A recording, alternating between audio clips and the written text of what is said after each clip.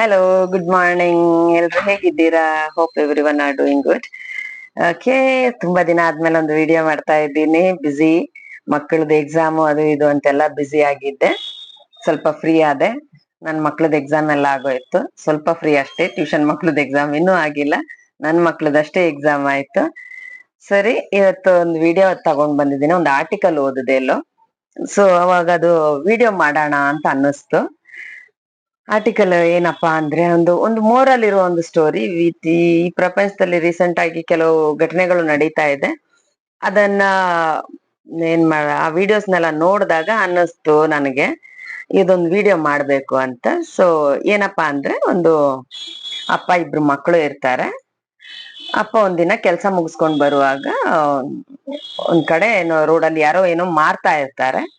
ವ್ಯಾಪಾರಿ ಏನೋ ಮಾರ್ತಾ ಇರ್ತಾರೆ. ಅಪ್ಪ ಅದನ್ನ ಏನಿರ್ಬೋದು ಇದು ಅಂತ ಹೋಗಿ ನೋಡ್ತಾರೆ. ನೋಡಿದ್ರೆ ಅದೊಂದು ವರ್ಲ್ಡ್ ಮ್ಯಾಪ್ ಆಗಿರುತ್ತೆ.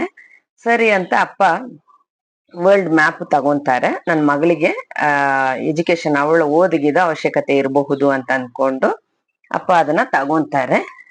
ಸರಿ, ತಗೋ ಬಂದ ನಂತರ ಮಗಳಿಗೆ ಕೊಡ್ತಾರೆ. ಕೊಟ್ಬಿಟ್ಟು, ಮಗಳೇ ಇದು ನಿನ್ನ ಓದಿಗಿದ ಅವಶ್ಯಕತೆ ಇರಬಹುದೇನೋ ಅಂತ ತಗೋ ಬಂದೆ ಅಂತ. ಮಗಳು, ಹೌದಪ್ಪ ನನಗ್ ಬೇಕು ಇದು, ಐ ಮೀನ್ ನನಗಿದು ಅವಶ್ಯಕತೆ ಇದೆ ಅಂತ. ವರ್ಲ್ಡ್ ಮ್ಯಾಪ್ ಅಪ್ಪ ಇದು, ಅವಶ್ಯಕತೆ ಇದೆ ಅಂತ ಅವಳು ಇಟ್ಕೊಂತಾಳೆ. ಸೊ ಅಪ್ಪ ಕೆಲ್ಸದಿಂದ ಅವಾಗ ತಾನೆ ಬಂದಿರ್ತಾರೆ. ಅಪ್ಪ ಫ್ರೆಶ್ ಅಪ್ ಆಗೋಣ ಅಂತ ವಾಶ್ರೂಮ್ಗೆ ಹೋಗ್ತಾರೆ. ಹೋಗಿದ್ದೆ ಗೊತ್ತಲ್ವಾ, ಹೇಳಿದ್ನಲ್ವಾ 2 ಮಕ್ಕಳು ಅಂತ. ಸೊ ಅದರಲ್ಲಿ ಚಿಕ್ಕವನ್ ಇರ್ತಾನೆ, ದೊಡ್ಡವಳ ಮಗಳು. ಚಿಕ್ಕವನ್ ಬಂದ್ಬಿಟ್ಟು ಮಗ. ಅವನು ಅಪ್ಪ ಡ್ಯೂಟಿಯಿಂದ ಬರುವಾಗ ಏನೋ ತಗೋ ಬಂದಿದ್ರಲ್ಲ, ಏನಿರ್ಬೋದು ಅಂತ ಕ್ಯೂರಿಯಾಸಿಟಿ ಅಲ್ವಾ ಮಕ್ಳಿಗೆ. ನಾರ್ಮಲಿ ಡ್ಯೂಟಿಯಿಂದ ಬರುವಾಗ ತಿನ್ಲಿಕ್ಕೆ ಏನಾದ್ರು ತರ್ತಾರೆ ಅನ್ನೋ ಕ್ಯೂರಿಯಾಸಿಟಿ ಇವನಿಗೂ. ಹೋಗಿ ನೋಡ್ತಾನೆ. ಅಕ್ಕ ಬೇರೆ ಒಳಗಡೆ ಎತ್ತಿ ಇಟ್ಬಿಟ್ಟಿರ್ತಾಳೆ. ಏನಿರುತ್ತೆ ಅಂತ ನೋಡೋಣ ಅಂತ ಅವನು ಹೋದಾಗ ಒಂದು ಹಾಳೆ, ಒಂದು ಹಾಳೆ ನೋಡ್ತಾನೆ. ಓ, ಇಷ್ಟೇನಾ, ಹಾಳೆನಾ, ಓಕೆ ಅಂತ ನೋಡ್ತಾನೆ. ಅದನ್ನೆಲ್ಲ ಮುದ್ದೆ ಮಾಡ್ತಾನೆ, ಆಟ ಆಡ್ತಾನೆ.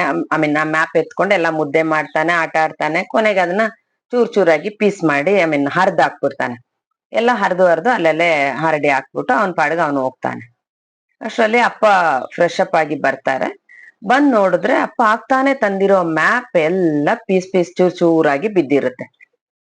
ಅಪ್ಪನಿಗೆ ನೋಡ್ಬಿಟ್ಟು ಶಾಕು, ಕೋಪನು ಬಂದ್ಬಿಡ್ತಿದ್ದೇನು ಇಷ್ಟು ಬೇಗ, ನಾನು ಈಗ ತಾನೇ ತಂದೆ, ಇಷ್ಟು ಬೇಗ ಹಿಂಗ್ ಮಾಡ್ಬಿಟ್ಟಿದಾರಲ್ಲ ಅಂತ ಅಂದ್ಬಿಟ್ಟು. ಮಗಳು ಕರೆದು ಕೇಳಿದ್ರೆ ಮಗಳು, ಅಯ್ಯೋ ನಾನಲ್ಲಪ್ಪ, ಅವ್ನ್ ಮಾಡಿರ್ಬೋದು, ತಮ್ಮ ಮಾಡಿರ್ಬೋದು ಅಂದ್ಲೋಳು. ಸರಿ, ಅವನ್ನ ಕರೆದ್ಬಿಟ್ಟು ಕೇಳಿದ್ ಕೂಡ್ಲೆ, ಏನ್ ಮಾಡಿದ್ಯಾ ಇದು, ಈಗ ತಾನೇ ಅಕ್ಕನ ಎಜುಕೇಶನ್ಗೆ ಅಂತ ನಾನು ಅವಳು ಓದಿಗ್ ಬೇಕಾಗುತ್ತೆ ಅಂತ ತಂದಿದ್ದೀನಿ, ಇದೇನ್ ಮಾಡಿದ್ಯಾ ಅಂತ ಗದರ್ಸ್ಕೂಡ್ಲೆ ಅವನು ಎದುರ್ಬಿಟ್ಟು ಓಡ್ಬಿಡ್ತಾನೆ ಅಲ್ಲಿಂದ ದೂರ. ಸರಿ ಅಂತ ಅಪ್ಪ ಕೋಪದಲ್ಲೇ ಸಿಡಿ ಸಿಡಿ ಅಂದ್ಕೊಂತ ಅದನ್ನೆಲ್ಲ ಜೋಡಿಸ್ಲಿ, ಎಲ್ಲ ಎತ್ಕೊಂಡು ಆ ಹಾಳೆಗಳನ್ನೆಲ್ಲ, ಚೂರಾಗಿರೋ ಹಾಳೆಗಳನ್ನೆಲ್ಲ ಎತ್ಕೊಂಡು ಜೋಡಿಸ್ಲಿಕ್ಕೆ ಟ್ರೈ ಮಾಡ್ತಾರೆ. ಆಗೋದೇ ಇಲ್ಲ ಅಪ್ಪನ ಕೈಲಿ, ಅದು ಜೋಡಿಸ್ಲಿಕ್ಕೆನೆ ಆಗೋದಿಲ್ಲ. ಸರಿ, ಮಗನ್ನೇ ಕರೀತಾರೆ.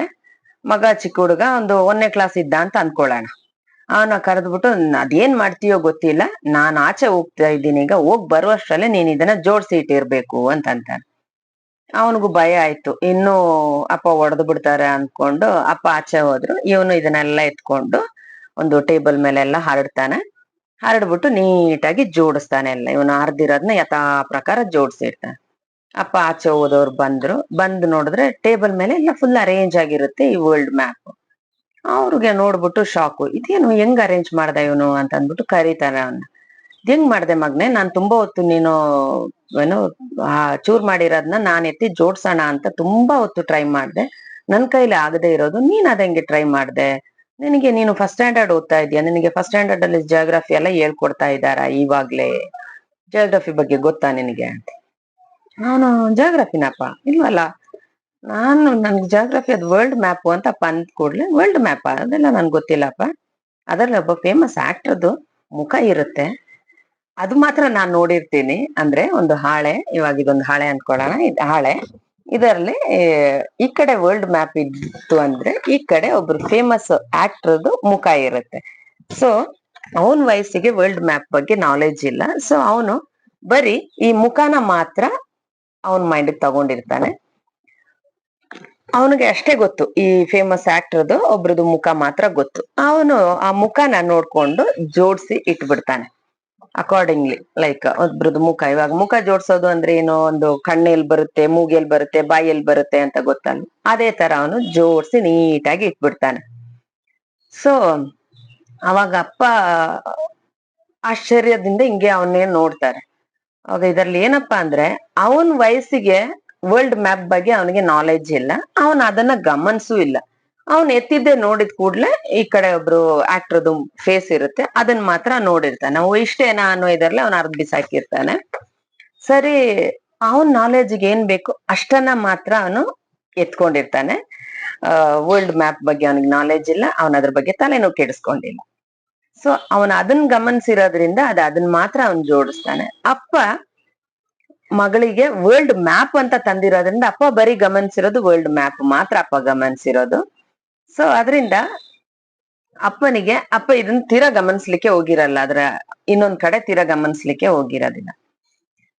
ಸೊ ಇದರಲ್ಲಿ ಏನಪ್ಪಾ ಅಂದ್ರೆ ಒಬ್ರದ್ದು ಮುಖ ಜೋಡಿಸ್ದ ಕೂಡ್ಲೆ ಈ ಕಡೆ ಒಂದು ಏನು ಪ್ರಪಂಚನೇ ಸರಿ ಆಯ್ತು ಅನ್ಬೋದು. ಅಂದ್ರೆ ಒಬ್ಬ ವ್ಯಕ್ತಿ ಸರಿಯಾದ ಕೂಡ್ಲೆ ಪ್ರಪಂಚನೇ ಸರಿ ಆಯ್ತು ಅಂತ. ಇದನ್ನೇ ನಾನು ಹೇಳಕ್ ಬಂದೆ. ಪ್ರತಿಯೊಬ್ಬ ವ್ಯಕ್ತಿನೂ ಪ್ರತಿದಿನ ಅನ್ಕೊಂಡ್ರೆ ನನ್ನಿಂದ ಯಾರಿಗೂ ತೊಂದರೆ ಆಗ್ಬಾರ್ದು ಅಂತ ಪ್ರತಿದಿನ ಅಂದ್ಕೊಂಡ್ರೆ ಪ್ರಪಂಚದಲ್ಲೇ ಯಾವುದೇ ಕ್ರೈಮ್ ಆಗ್ಲಿ, ಕೊಲೆ ಆಗ್ಲಿ, ಲೈಕ್ ದರೋಡೆ ಆಗ್ಲಿ, ಯಾವುದೇ ಕ್ರೈಮ್ಗಳು ನಡೆಯೋದಿಲ್ಲ ಅಂತ. ಅಂದ್ರೆ ಪ್ರತಿಯೊಬ್ಬ ವ್ಯಕ್ತಿನೂ ನಾನ್ ಅನ್ಕೊಳ್ಳೋದು ಇವತ್ತು ನನ್ನಿಂದ ಯಾರಿಗೂ ನೋವಾಗ್ಬಾರ್ದು, ಯಾರಿಗೂ ತೊಂದರೆ ಆಗ್ಬಾರ್ದು ಅಂತ ಇನ್ನೊಬ್ರು ಅನ್ಕೊಳ್ಳೋದು. ಪ್ರತಿದಿನ ಪ್ರತಿಯೊಬ್ರುನು ಅನ್ಕೊಂಡ್ರೆ ಯಾವುದೇ ಸಮಸ್ಯೆ ಪ್ರಪಂಚದಲ್ಲಿ ಇರೋದಿಲ್ಲ ಅನ್ಸುತ್ತೆ. ಆತರ ಅನ್ಕೋಬೇಕಲ್ವಾ, ಅದೊಂದು ದೊಡ್ಡ ಮನ್ಸು.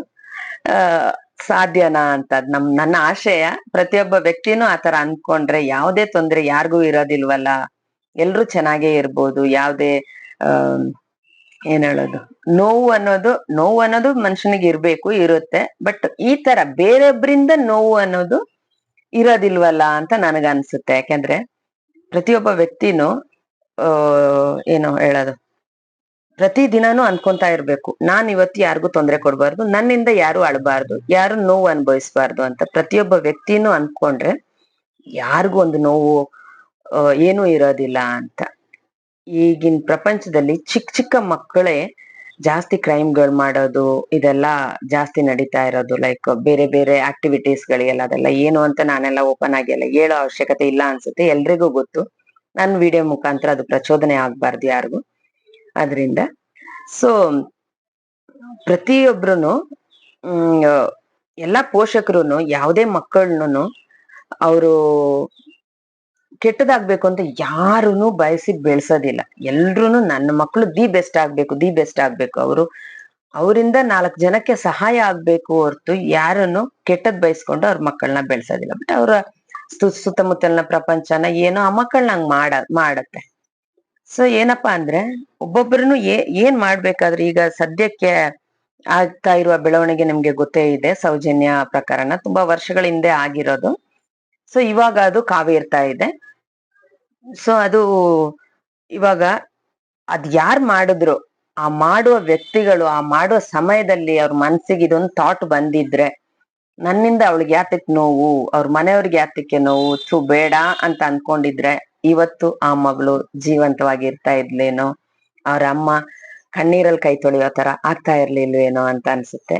ನಾಟ್ ಓನ್ಲಿ ಸೌಜನ್ಯ, ತುಂಬಾ ತುಂಬಾ ತುಂಬಾ ತುಂಬಾ ಇದೆ ಈ ತರ ಪ್ರಕರಣಗಳು. ಆ ಮಾಡುವವರು ಈ ತರ ಕೃತ್ಯಗಳಿಗೆ ಇಳಿಯುವವರು ಪ್ರತಿಯೊಬ್ಬರನ್ನು ಅನ್ಕೊಂಡ್ರೆ, ಲೈಕ್ ನನ್ನಿಂದ ಯಾತಕ್ಕೆ ಅವ್ರಿಗೆ ನೋವು, ನಾನು ಈ ತರ ನೋವು ಬೇರೆಯವ್ರಿಗೆ ಕೊಡ್ಬಾರ್ದು, ನನ್ನಿಂದ ಒಳ್ಳೇದ್ ಮಾಡ್ಲಿಕ್ಕೆ ಆಗಿಲ್ಲ ಅಂದ್ರು ನಾನು ಇನ್ನೊಬ್ರಿಗೆ ಕೆಡುಕನು ಬಯಸ್ಬಾರ್ದು, ಮಾಡ್ಬಾರ್ದು ಅಂತ ಅಂದ್ಕೊಂಡಿದ್ರೆ ಯಾರು ಈ ತರ ನೋವು ಅನುಭವಿಸ್ತಾ ಇರ್ಲಿಲ್ವೇನೋ, ಎಲ್ರು ಸಂತೋಷವಾಗಿ ಇರ್ತಾ ಇದ್ರೇನೋ ಅಂತ ನನಗ ಅನ್ನಿಸ್ತದೆ. ನನ್ ಪ್ರಕಾರ ನಾನು ಎವ್ರಿ ಸಂಡೇ ನಾನು ಅನ್ಕೊಳ್ಳೋದು ಈ ಇದೊಂದು ವಾರ ನನ್ನಿಂದ ಯಾರಿಗೂ ನೋವಾಗ್ಬಾರ್ದು, ಯಾರಿಗೂ ತೊಂದರೆ ಆಗ್ಬಾರ್ದು ಅಂತ. ಬಟ್ ಸಣ್ಣ ಪುಟ್ಟದು ನಡೀತಾ ಇರುತ್ತೆ ಮನೇಲಿ, ಮಕ್ಕಳ ಜೊತೆಗೆ ಇರೋ ವಾಗ್ವಾದಗಳು ಅದೆಲ್ಲ ನಡೀತಾ ಇರುತ್ತೆ. ಅದು ಬಿಟ್ರೆ ದೊಡ್ಡದಾಗಿ ನನ್ನಿಂದ ಯಾರಿಗೂ ನೋವು ಆಗ್ಬಾರ್ದು, ಯಾರಿಗೂ ತೊಂದರೆ ಆಗ್ಬಾರ್ದು ಅಂತ ನಾನು ಪ್ರತಿ ಸಂಡೇ ನಾನು ಅನ್ಕೊಳ್ಳೋದು. ಪ್ರತಿ ಸಂಡೇ ಈ ಸಂಡೇ ಅನ್ಕೋತೀನಿ, ಇದೊಂದು ವಾರ ಸರಾಗವಾಗಿ ಹೋಗ್ಲಿ, ಅಂತ. ಅದೇ ತಿರ್ಗಾ ನಾನ್ ನೆಕ್ಸ್ಟ್ ಸಂಡೇ ಅನ್ಕೋತೀನಿ ಇದನ್ನ ಒಂದು ವಾರ ಸರಾಗವಾಗಿ ಹೋಗ್ಲಿ, ಯಾವ್ದೇ ತೊಂದ್ರೆ ಯಾರಿಗೂ ನನ್ನಿಂದ ಯಾರಿಗೂ ನೋವಾಗ್ಬಾರ್ದು, ಒಬ್ರಿಗೊಂದು ಹೆಲ್ಪ್ ಮಾಡ್ಲಿಕ್ಕೆ ನನ್ ಕೈಯಿಂದ ಆಗಿಲ್ಲ ಅಂದ್ರುನು ತೊಂದ್ರೆ ಅಂತ ಮಾಡ್ಬಾರ್ದು ಅಂತ ನಾನ್ ಅನ್ಕೊಂತೀನಿ. ಅದೇ ತರ ಎಲ್ರು ನನ್ನ ಆಶಯ ಅಷ್ಟೇ, ನನ್ನ ಆಸೆ ಅಷ್ಟೇ. ಎಲ್ರು ಈ ತರ ಅನ್ಕೋಬೇಕು ಅಂತ ಏನಿಲ್ಲ, ನಾನ್ ಅನ್ಕೊಳ್ಳೋದಷ್ಟೇ. ಸೊ ನಿಮ್ಗದು ತಮಾಷೆ ಅನ್ನಿಸ್ಬೋದು ಕೆಲವೊಂದ್ಸತಿ, ಬಟ್ ನನ್ನ ಥಿಂಕಿಂಗ್, ವೇ ಆಫ್ ಥಿಂಕಿಂಗ್ ಆ ತರ ಇದೆ. ಸೊ ಎಲ್ರು ಆತರ ಅನ್ಕೊಂಡ್ರೆ ಯಾರಿಗೂ ಯಾವ್ದೇ ತೊಂದ್ರೆಗಳು, ನಮ್ಮಿಂದ ಬೇರೆಯವ್ರಿಗೆ ಆಗೋ ತೊಂದ್ರೆಗಳು ಇಲ್ದೇ ಇರಬಹುದೇನೋ ಅಂತ ಅನ್ಸುತ್ತೆ. ಅವಾಗ ಇಷ್ಟೇ ಇವತ್ತಿನ ಕತೆ. ಒಳ್ಳೆ ಒಂದ್ ಮೋರಲ್ ಇರುವ ಕತೆ, ಎಲ್ರಿಗೂ ಇಷ್ಟ ಆಯ್ತು ಅನ್ಕೊಂತೀನಿ. ಸೊ ಟ್ರೈ ಮಾಡಿ ನೋಡಿ ಪ್ರತಿಯೊಬ್ರುನು ಇದನ್ನ ಒಬ್ಬ ವ್ಯಕ್ತಿನೂ ಅನ್ಕೊಳ್ಳಿ, ನನ್ನಿಂದ ಯಾರಿಗೇನು ಯಾವುದೇ ತೊಂದರೆ ಆಗ್ಬಾರ್ದು ಅಂತ ಪ್ರತಿಯೊಬ್ಬ ವ್ಯಕ್ತಿನೂ ಅನ್ಕೊಳ್ಳಿ ಅಷ್ಟೇ. ಇದು ನಂದೊಂದು ಆಶಯ. ಎಲ್ರೂ ವಿಡಿಯೋನ ಆದಷ್ಟು ಶೇರ್ ಮಾಡಿ, ಲೈಕ್ ಮಾಡಿ, ನಿಮ್ಮ ಅಭಿಪ್ರಾಯನ ತಿಳಿಸಿ. Thank you so much.